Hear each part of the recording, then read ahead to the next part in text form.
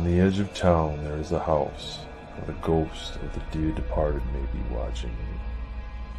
Perhaps you may see a man gardening in the backyard, and he disappears as he approaches the house.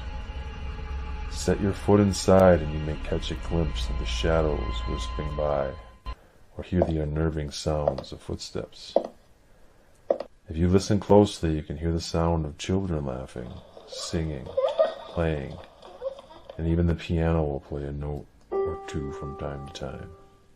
Why is this house inhabited by disembodied spirits? Could it be the energy from the railroad or from the land long ago? Is the house more prone to connection that a spirit portal has emerged? Or could it be the loving family that once occupied these walls? Welcome to the Haunted Boyd House.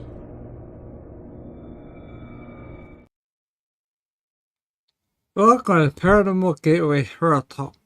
I'm host Scott Wise, and tonight's special guest is Shelley.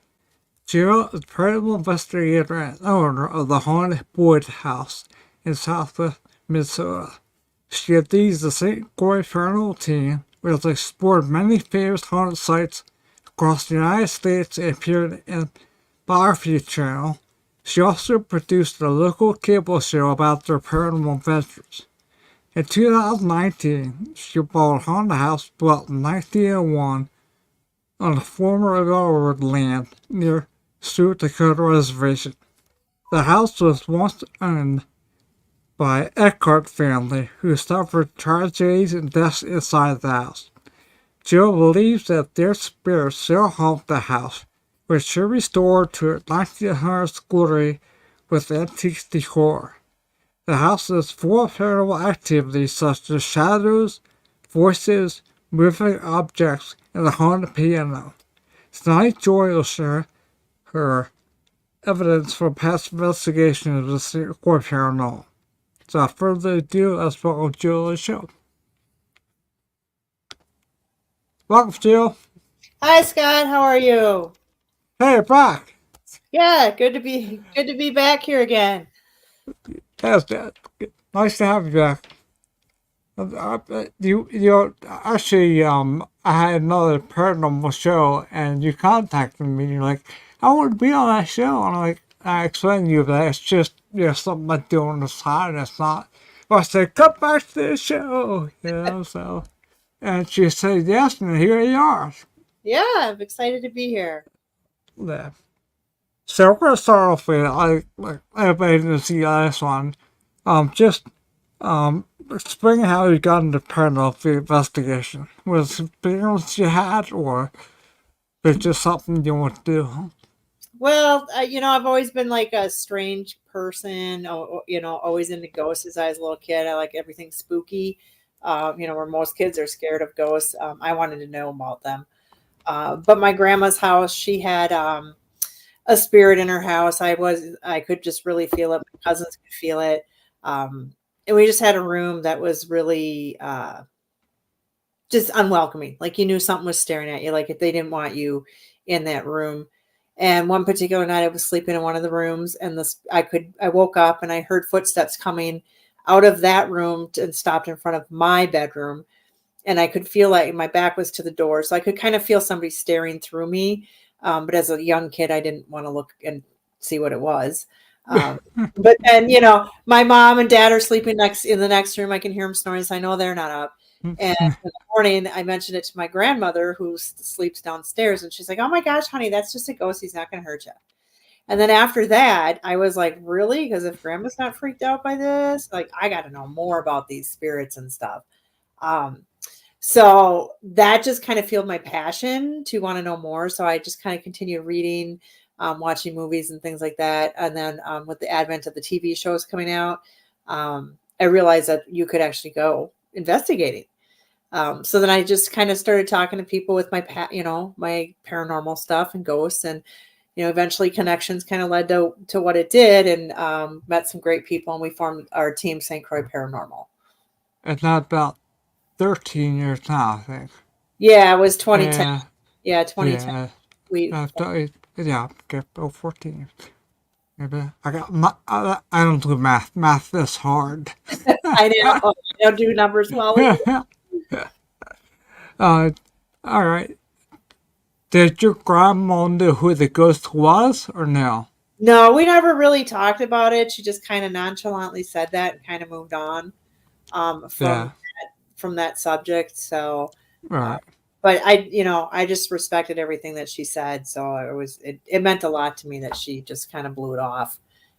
She actually had a little sidetrack note. She actually had a UFO experience Wow. that we Wow. talked about because she lived on a farm out in the middle of nowhere.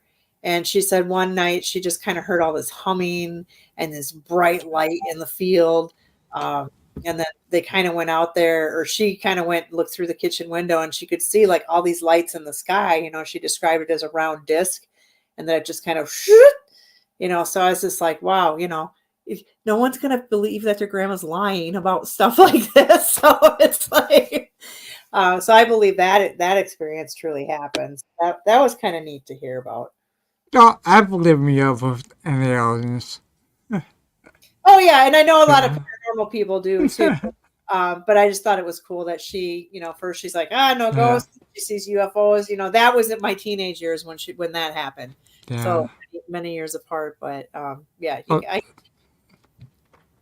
yeah, but I started off outlying experiences back in the 80s, going to the library, get stuff about it, and I was a big Hans Holzer fan, so I got some of his stuff, and hmm but then Ghost Hunter started getting more than, like, I think what was it, in the early 90s, I think? yeah, something like that. Like 93, I think it's right. hmm And I found a group of people who went out, and I started my own group. And then the last group I was with, we were, I think, 14 years. And I moved out to Ohio. And I have a group out here. We don't have to much out here. hmm But just talk about going out, and it gets nice to some of the cemeteries. Because we got a lot out here, and that's where you got to do something. hmm It don't cost nothing to do, just some gas to go. Right, So, right. yeah, we have some beautiful cemeteries out here, too.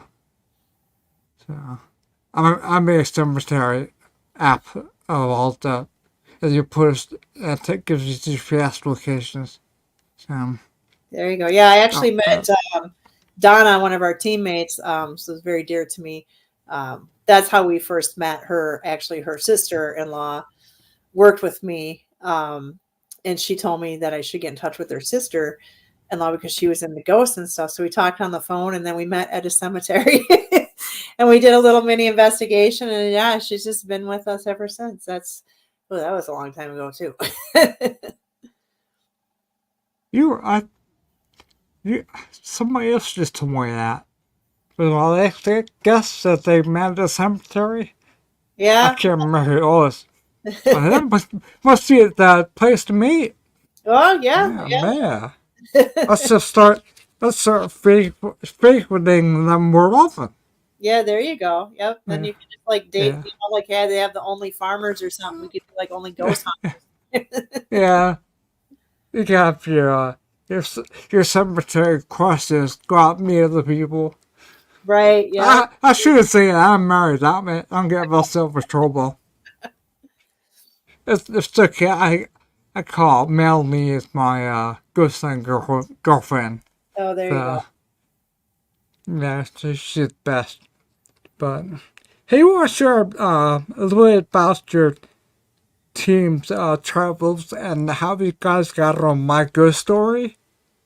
Yeah. So we started out, like I think most teams do. We just started out doing private homes, local businesses, and one of the local businesses that we investigated at, we ended up capturing a shadow figure going across the window in one of our it's changed hands now, but at the time it was called Pub Monique.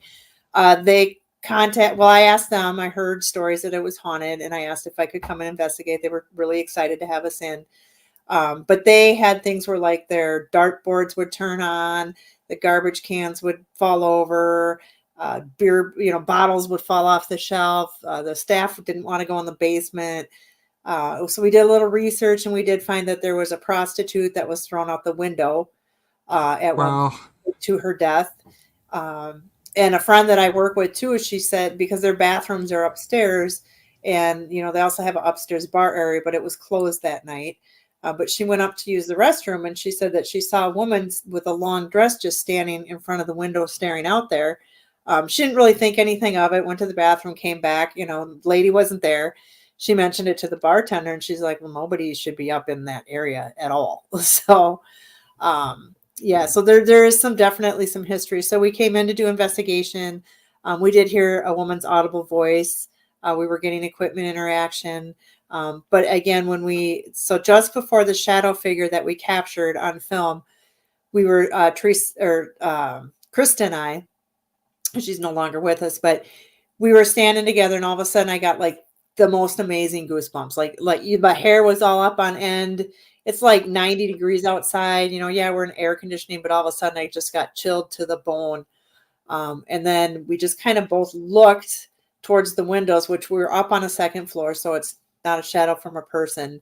And it moved really weird, like almost strobe-like motion. But it was like a solid mass, like you would picture the Grim Reaper in a way, but you could tell it was like body shaped. And it just went really fast across the windows. And I just looked at Krista, and I was like, did you just see that? And she's like, I did just see that. So, but we didn't know we captured it on film. So on review, I actually captured it on film. And we submitted it to My Ghost Story, and they had us out. And that was a lot of fun because, they fly out to LA, and then you go into the studio and you tell your story. They come out and they powder your face just like in the movies, and so it was a lot of fun. And then they fly out to the location that you filmed out, and you kind of do some reenactment. So I got to do a little bit of, fake acting and stuff. And we did actually, at one point, we were just upstairs, and the garbage can just fell over, while we were, doing some regular filming. So they didn't capture it at the time because, of course, the camera wasn't running, because that's how it always happens. But yeah, it was just a lot of fun to see, especially when they aired it. I'm like, ooh, that's what we look like. Yeah. Real camera. I've seen I found that once. I got the channel for it, so I'll look for it. What year was that you said? That was in 2010, and I cannot for the life of me remember what episode it was. Right. I could probably find it. Yeah, if people look for, I know, when I looked it up to find the information on Wikipedia, they had it. So I know it was filmed in 2010, and it's called A Night with Monique. And then we're on with 4 other people, because that's what they did with the stories. And then I always joke around because we were the last story. So I said they say the best for last. So yeah. Well, I'll be A Night with Monique should be easy to find. So yeah, as long as I have that title, I'll find it. Cool. Yeah, it's a fun watch. I think we got 9 minutes or 10 minutes. I don't know. It was kind of fun though. What about your experience with your own cable show? That was fun. We couldn't keep up with the demand of what they wanted. They wanted a new show every week. So that was really hard to keep up with. Now we just do it on YouTube. So I just put them out when we have them. But we called it Paranormal Patrol, and it's just kind of, whatever we get. So sometimes the shows are 20 minutes. Sometimes they're up to an hour. I try to not keep them too long because people don't want to waste a lot of time.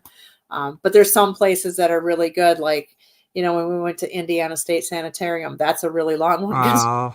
We got a lot of good stuff. Waverly Hills, that's another long one because we got a lot of good stuff. And it's just such a massive building. I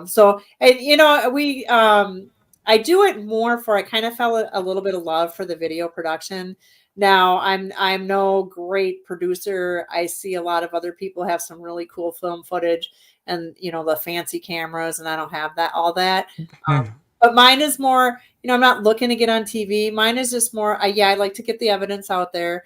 I don't really concentrate on the show as us being the stars of the show. It's mainly, this is what we're doing and this is what we catch. But I make it like a storyline, so it's really good and interesting. But I kind of just do it as a little keepsake, so I can always go, yeah, that was a great night with the guys, you know. Yeah. So, but you know, people watch it. They do like. We do get a lot of good positive feedback, what makes me feel good. So yeah, we just kind of do it. But you can check it out on YouTube under our St. Croix Paranormal page. Pretty much everything that we have ever put out is out on that page. Wow. So no drone footage? No, Yeah, just all the ghost places we've been. So yeah, I missed going out, but I was talking about the PA because someplace. I just found out one of my favorite places in PA aren't doing investigations anymore. The Harbin Mansion apparently is not there anymore. yeah, That's our favorite places to go. So, yeah. that's one. Ohio But, seems to have a lot. Like we've yeah, we're out there. yeah, we've been out there a couple times. We've done like I always draw a blank, but we've done the Gill House. Gosh, what is that house that everybody goes to? It's a big, huge mansion. Ugh, I hate when I draw a blank on that. It's not Lamp. Not Lamp. No, not Lamp. And it's in Ohio. Prospect Place. That's where it is. Oh. Yeah, Prospect Place. Yeah.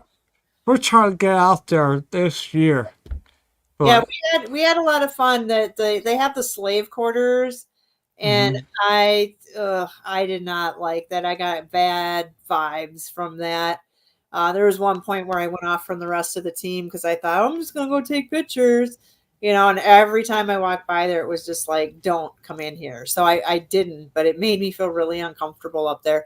They also had like a sick room that would kind of like connected through the quarters. People would go and you know, they passed away or they were sick. So I got a real heavy feeling in that room. So I probably just didn't like the energy on that side of the building. But I mean, it was fun. We had a good time. My wife and I went there for the little tour, and they had some vendors out some stuff in the lawn. But the thing about the investigating, I'm trying to see about maybe getting together with our team and going. Yeah, do a little collaboration. So, because right now it's really the two of us.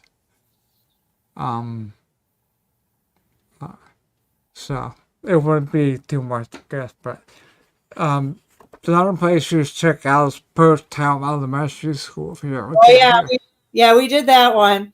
We actually separated and each we did like a floor. And Alex got the most activity, and Teresa was like down in the basement in the gym area, and I just kind of walked around the principal's area and kind of the main area. So nothing major happened when we do that. Alex heard a lot of footsteps when he was on, I believe it was the second floor. But yeah, I know we got some equipment interaction, but gosh, so long ago, I have to like go and review everything, all the places that we've been. You know, if it hasn't been too recently, I kind of, you know, unless it was like really great, like I can't remember everything we got. We went there twice, once a weekend, once for a whole weekend. And we got the best evidence probably ever there. Wow. From the gymnasium. I'm gonna take off a lot of people because I play this for everybody I have on the show. I'll show you. In that gymnasium, they have all the basketballs and everything. And they're like, you can't really bounce them well because, like, what they had do you remember the wheelchair? Well, they're pushing me around that and having a little bit of fun while investigating stuff. Cause I had a walker too. And so as we were going around, setting the equipment, we had to get them up in the gymnasium. And then one of the guys at the end had the basketball on the wheelchair. And then they were doing the rounds again, checking what type of cameras on. And they were back in the gymnasium, and the ball was in the middle of the gymnasium land. and they're saying they come down and we set up base camp. And they asked him, were we up there all? No. And they're like, get your life, you know. Mm. So he went up and got the footage out. He played it, and we caught the ball flying off a chair. Oh, wow, that's cool. Yeah, I'll play it for you. It'll take a few seconds. I was going to say do a full screen, yeah.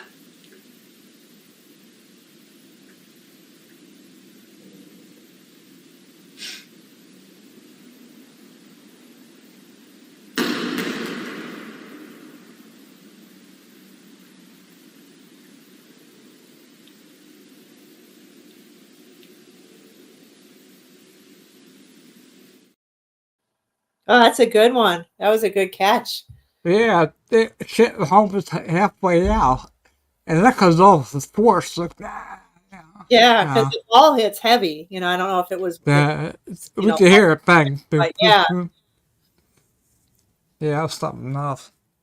So, I always try that one. We're proud of that one. You don't get them every day, I'll tell you. We got very lucky on that one.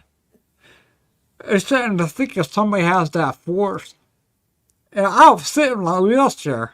Can you imagine if that pushed me off of that? Oh, God. Oh, that would not have been good. Like, get the F out of my chair. You know? Yeah. What are you doing? We had Teresa was actually thrown out of a chair.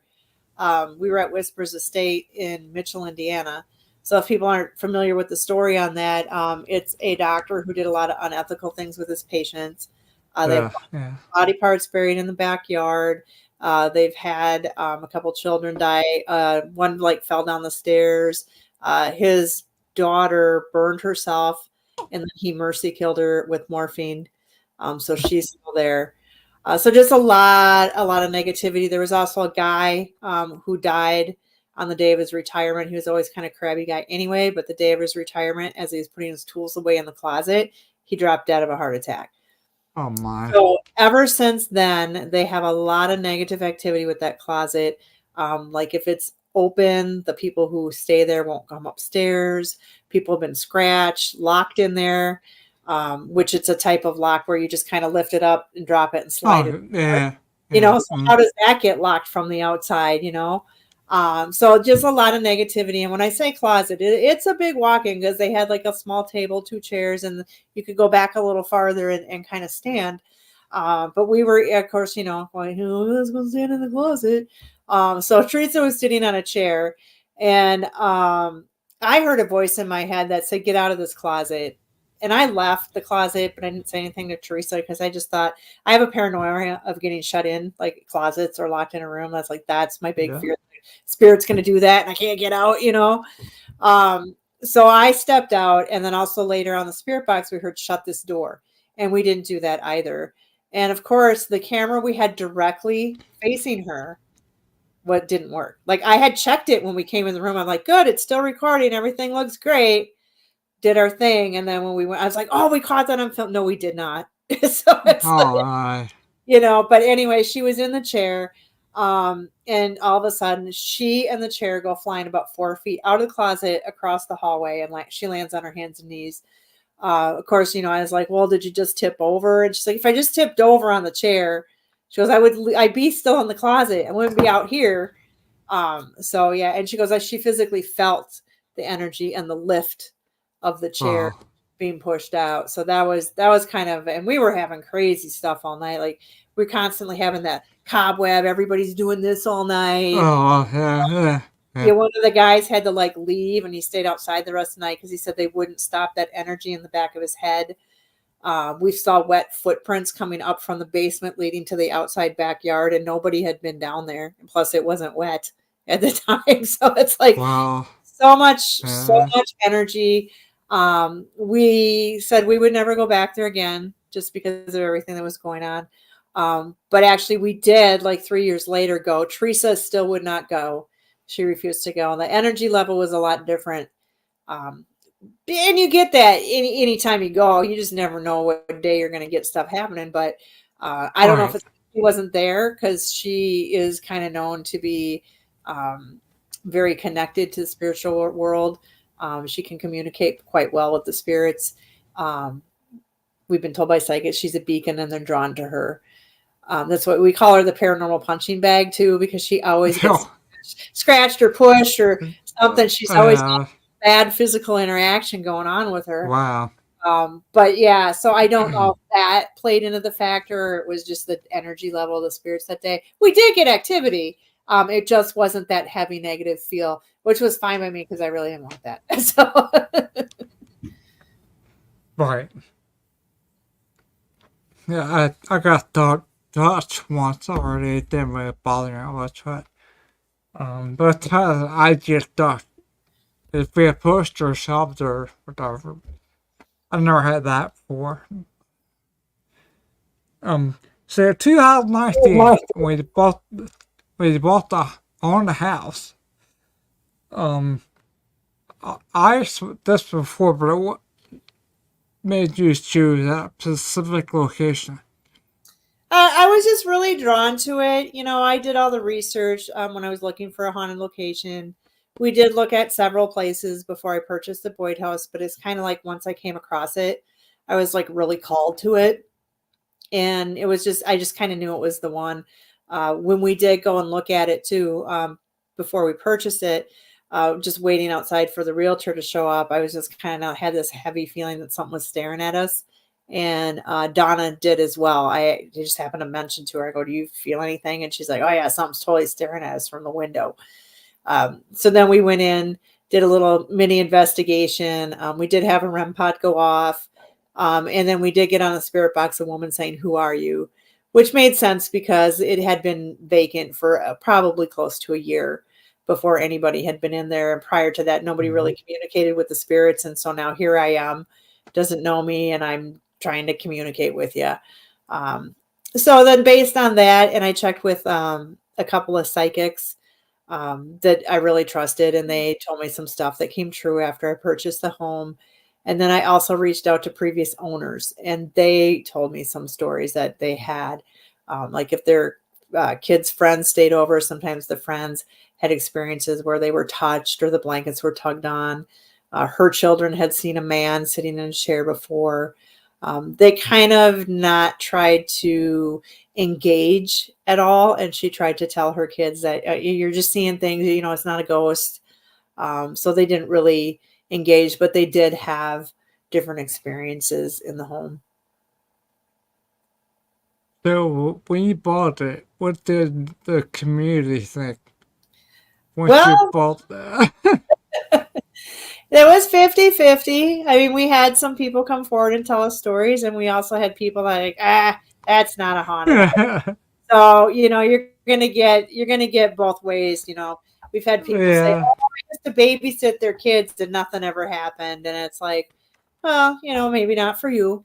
So it's, you know, I don't, you know, you can go either way. Just like you're going to find your believers in ghosts and your non-believers when you're, you know, talking to people about, you know, paranormal and stuff. So, but for the most part, I mean, the community seems to be okay with it.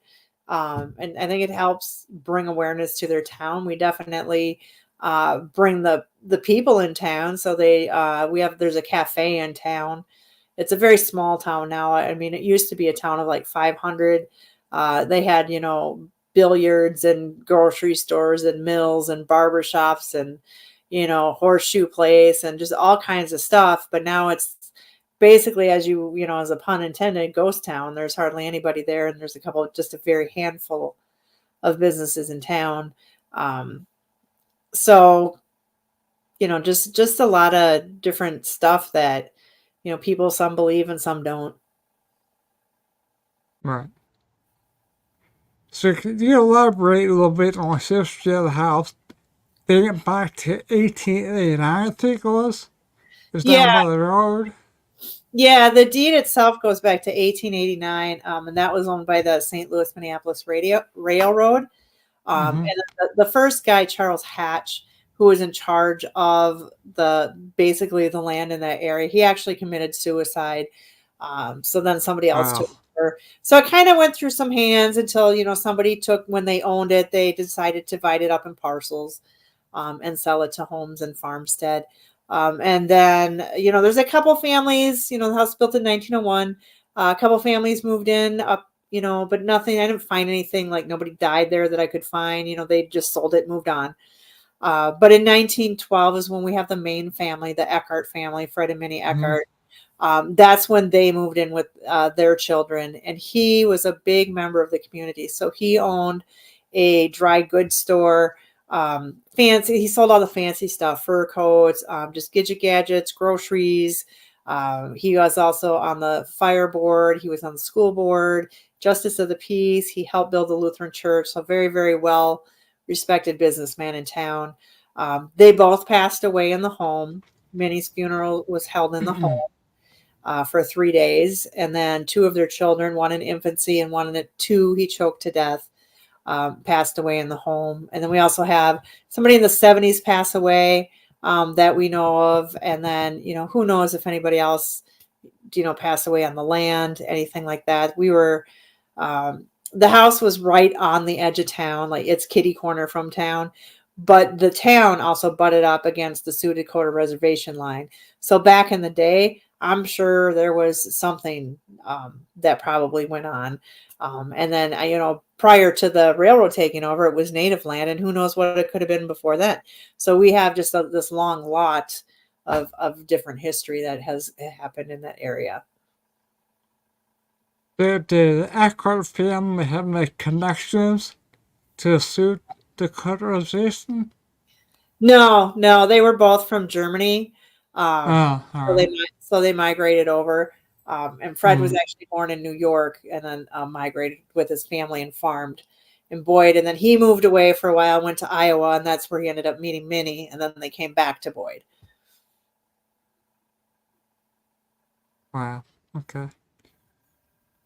What were some of the paranormal occurrences that you experienced? Oh, yeah. There's just a lot of things, I don't live there, but, we do get down there to clean and do things. I think my first experience at the house, I was, the psychic had mentioned that the first night that I stayed there, she's like, a man's going to come in from the garden and he's going to come through the back door and you're going to know he's there. Interesting enough, I found out that Fred loved to garden and he actually owned several farms as well. So he paid people to farm for him. But also he had his own garden. He, like, you name it, he grew it. He just loved to do that sort of thing. So that was a real nice validation that we got. But I was walking by the basement door, and as I was walking by the basement door, you heard this bam, bam, bam, like super duper loud. Like it made me jump because I was not expecting it. And then of course, now I'm like, okay, where did that come from? So I open the door, of course, nobody's there. But you have to go down a flight of stairs, and then there's another door that leads to the outside, to the backyard. And then the other steps go down the basement. But it's a big, thick, heavy, like storm door, and you can feel around it. It's got like maybe minimal air coming through, but not enough to like shake that door with a bam, bam, bam. So that myself was my first experience. My teammate Donna, the first night she stayed there, something came down and she kind of woke up and heard footsteps, and then she felt something crawl into her air mattress with her. And she's used to that kind of stuff because she can see them sometimes when they're, and she's just like, she's like, but she just said it felt like a kid, and she's a grandma, so she's just like, oh, she goes, hi, honey, let's snuggle, well, yeah, so yeah, scooch over. yeah, she does it. Nothing phases her. I take my damn dog. That's how. That's my seat. Or that's my bed. Over. Yeah, she nothing phases that girl. I know we've had like video footage where she's like sleeping. We're all still investigating, but she's sleeping in a room, and we got equipment in there, and like I remember we were investigating a bar or something, and we had a REM pod up on the bar. And she's like sound asleep, and all of a sudden the REM pod starts going off, and she just lifts her head. She's like, "Oh, hello, and good night." And so she just goes back to sleep.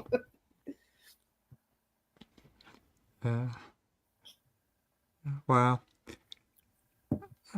So you wanted, about restore. Are you still restoring? Or are you finished restoring for now? No, now there's things that keep breaking on it. So we've had to. Wow. Yeah, we've got, it's an old house, so it needs some work. So we've had to do that. We put a new roof on it. Then we got more stuff to do. We just replaced the back stairs, and we had a bathroom problem, so we had to kind of redo that a little bit. But we did bring it back to the 1900s. We put up the old Victorian wallpaper. We have a lot of antiques in the house, which could have some residual energy with it. We also have filled it up with supposed haunted objects. The haunted dolls. We have a haunted painting. The story behind the haunted painting. There's a lady who she found it on the side of the road with her husband. And it was kind of propped up at a tree on some red chairs, which was in the painting. So there was a tree with red chairs with a monkey on it. And it's just this weird, I can't even describe it. You'd have to go check out I think we have some stuff on Facebook about it, but it's just this weird, it's 3-dimensional, but it's like it's inside of a house, and then inside the house you can see outside into a yard. It's just very trippy, very weird. There's doors on it. It's weird.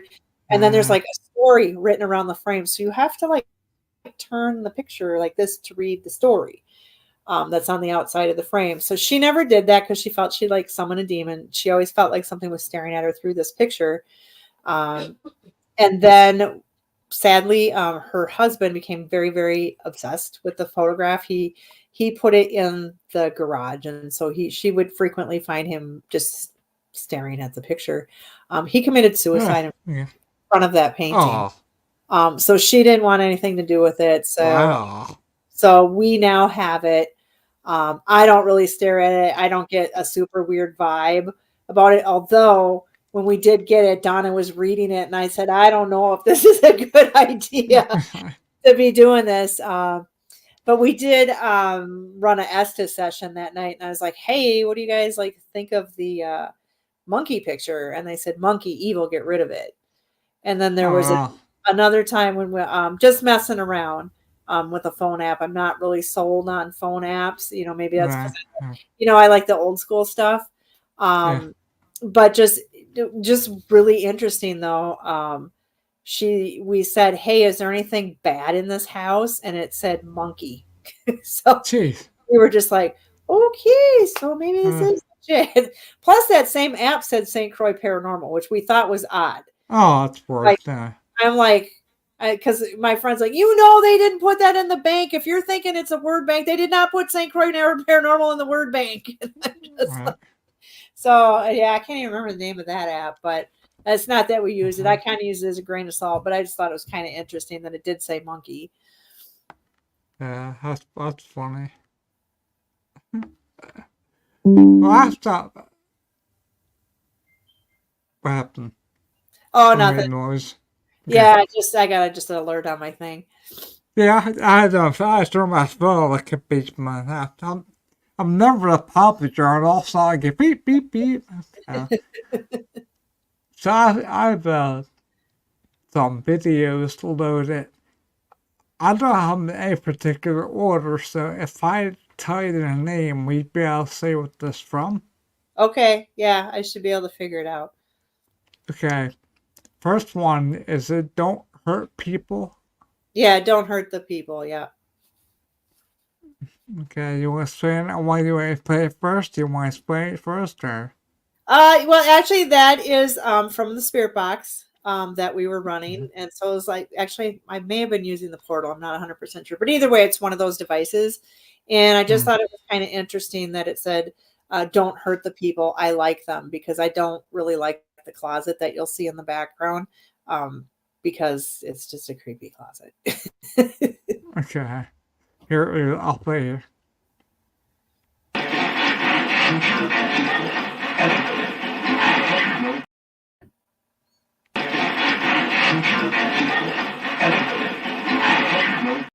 Oh, that's really cool. Yeah.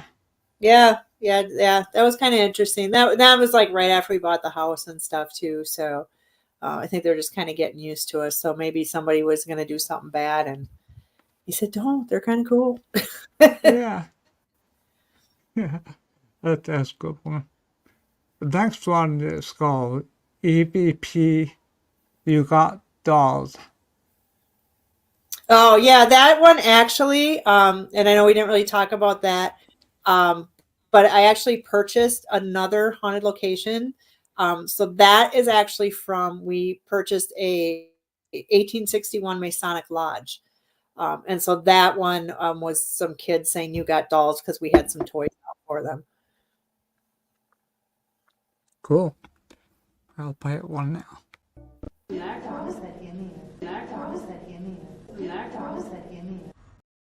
Awesome. Yeah, yeah. So That was a good one. Wow. Okay, the next one is called Card Push Edit.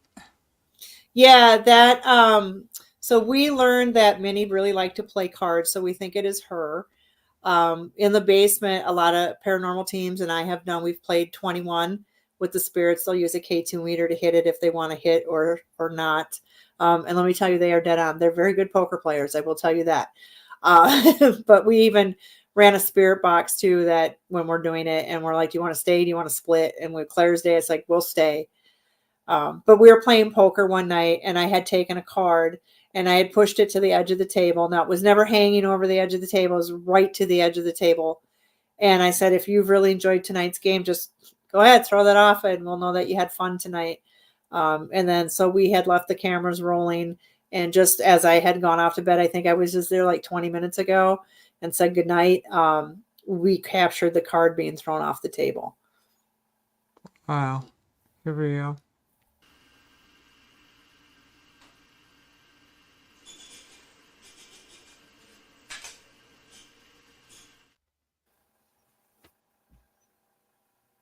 Yeah, so that was really cool for me to see. I was really excited when I came downstairs in the morning and I saw it on the floor.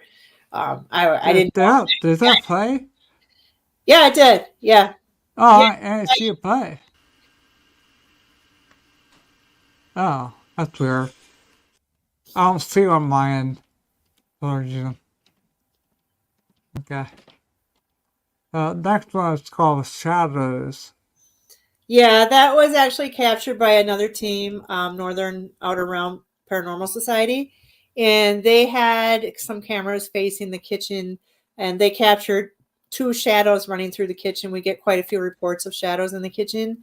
And to me, it looked like, because we've known to have like adolescent, pre-adolescent children there, probably like 8 and 11, a boy and a girl. So to me, these shadows almost look like an 11 and an 8-year-old cruising through the kitchen. And I know the layout and how the windows are set.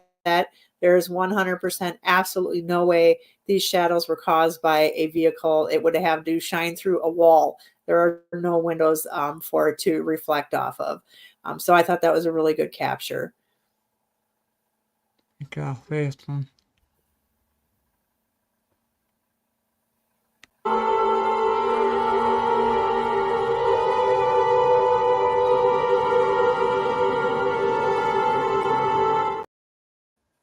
Wow. Yeah, right. Yeah, right in the door. That's a good one. Yeah. I was you see. Wow, that's a good one. Okay. Yeah, I think that's probably one of our best ever. Yeah. We get a lot of equipment interaction, good EVPs, things like that. But as far as anybody capturing a shadow, people have seen shadows. I just saw a lot, but I've never really caught one of them. So yeah, and good. My husband actually seen a full body apparition on the stairwell. He was coming in through the front door carrying some boxes, and he happened to look up at the stairs because it caught his eye, and he saw a woman with about the same length of hair of mine, brown, and she was wearing a white shirt or dress. He wasn't sure because it happened so fast. And then he kind of looked because he thought it was me, and then he looked away and then looked back again. She's gone. And then of course I come around the corner going, oh, hey, so so he was lucky enough to see a full blown apparition. It was your doppelganger. No, let's hope not.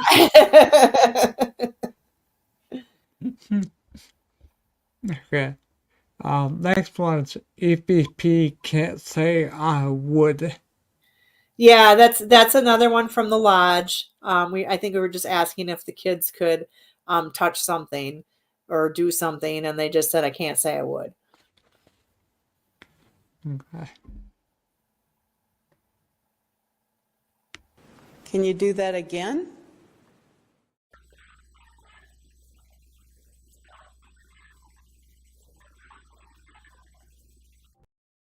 Oh yeah, that's good. That's good.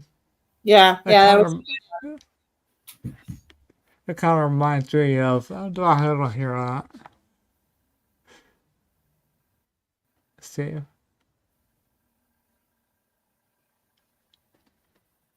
Oh, I never hear that.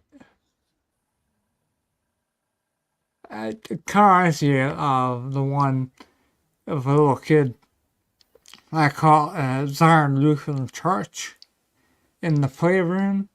And I did that one, knock, and a woman I was with said, "Can you make that noise that she did?" And it says I can't. So I kind of weird, like, so I'll play it here for you. I thought it's kind of close to it. yeah.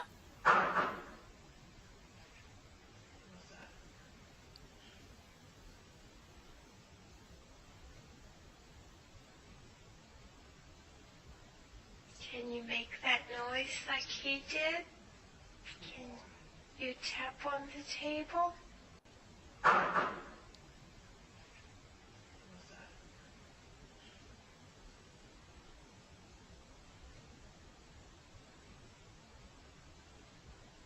Can you make that noise like he did? Can you tap on the table? Yeah, that's a good one. That's a good one. There's a, I can't tell his voice, but there's another voice overlapping it. It sounds like a male. Did you hear that part or no? I definitely heard the child say I can't. Here, listen one more time. So you hear that over here. So at the same time, over. I'll play it one more time.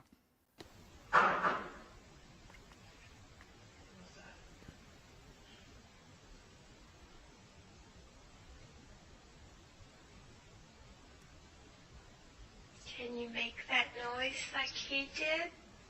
Can you tap on the table? Yeah, I hear the kind of voice in there. But yeah, I gotta figure out what it's saying now. Yeah, it sounded like a whisper, but I don't know what it said. Yeah.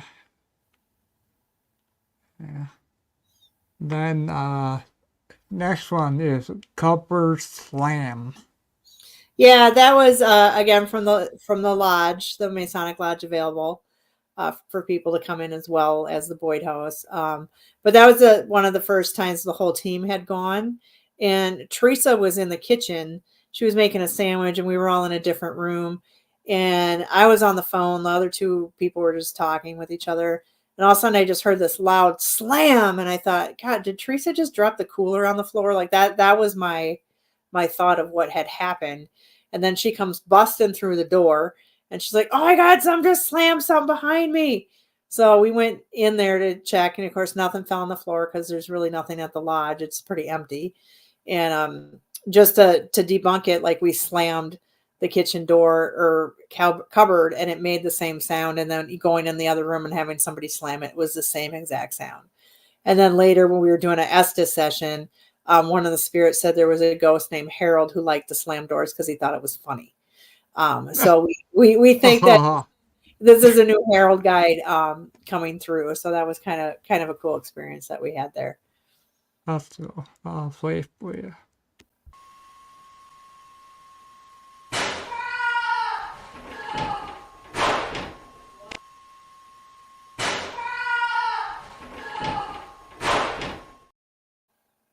That's Teresa Elton? Yeah, that's true. It scared her because she just had her back to it. She was making a sandwich.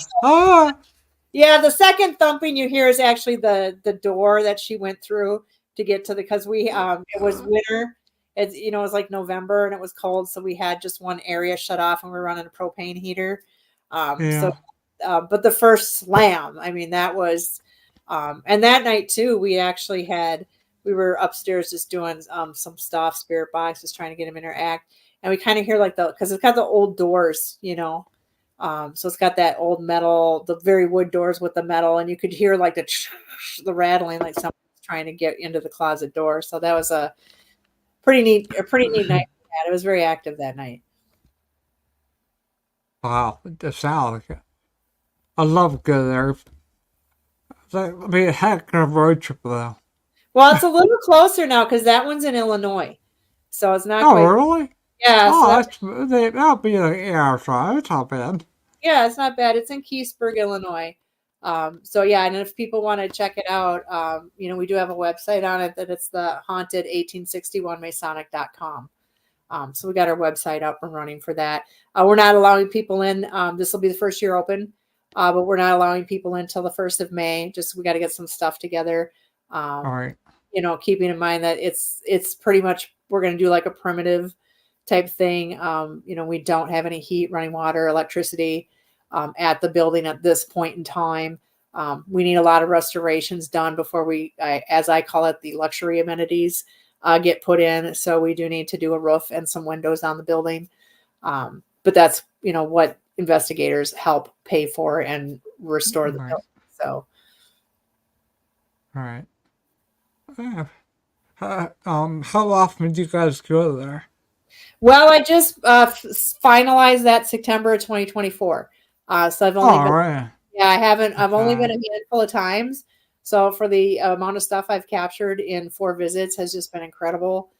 So I'm looking forward to seeing what other people capture and us going forward to see what else we just touching the tip of the iceberg on that.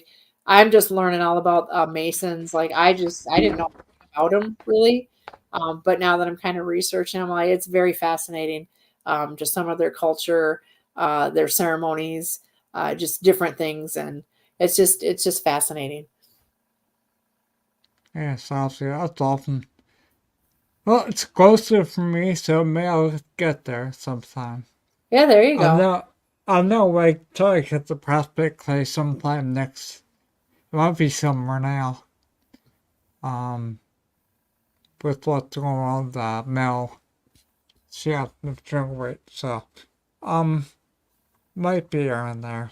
Mm-hmm.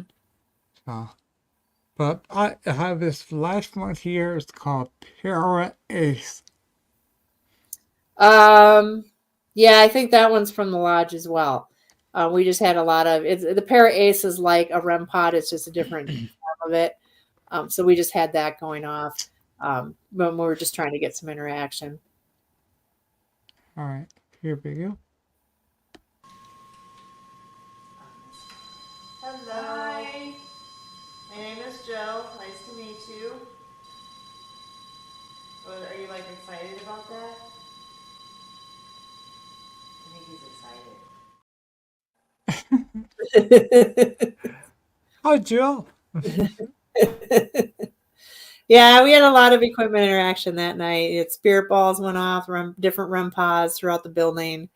Our K2 meters went, which I'm not, sometimes I kind of like with the K2s, I'm like, is it this? Is it that? But yeah. with it not being any power in the building, I'm a little bit more confident of why those things are going off. Right. We actually even got a China hutch, and we got a lot of Masonic books and items that people have given to me. And I had put that in the shelf with a K2 meter, and the K2 was going all the way to red. So I thought that was pretty cool. And it wasn't consistent, it was I think it happened maybe 3 times for the entire night. So to me, that doesn't even feel like that would be any residual power going through the building. Although I've talked to electricians and they're like, no, it doesn't hang out there. It just, as far as, if you were going to debunk it on a non-paranormal level, energy just doesn't zolt through the building every once in a while. So right. Yeah. Especially if there was no power or anything. That's neat. I gotta give me some of those cat balls to, I hear a lot, see how people are using those. Yeah, they're fun. We get them. They go off at the Boyd house a lot. I know I've had them in the girls' room, and I'll walk by, and all of a sudden it'll start going off. And it's not us setting it off, because I've walked by there like 5 times already. It didn't do anything, and I can walk around and jump outside the room and it's not going off. So usually if I get something, it doesn't matter what piece of equipment I have, I always try to go like, okay, like, why did it, is this really paranormal, or did we cause this? Was it the phone? Was it, just different things before I 100% say, yeah, there's no way that we caused that. Right, yeah. Got your thing to debunk, and so, wow, that's cool. So you guys have any plans this year to go out anywhere? Yeah. We are going to the Glen Beulah School in May. Right now, everybody's like super busy. Teresa's finishing up radiology school.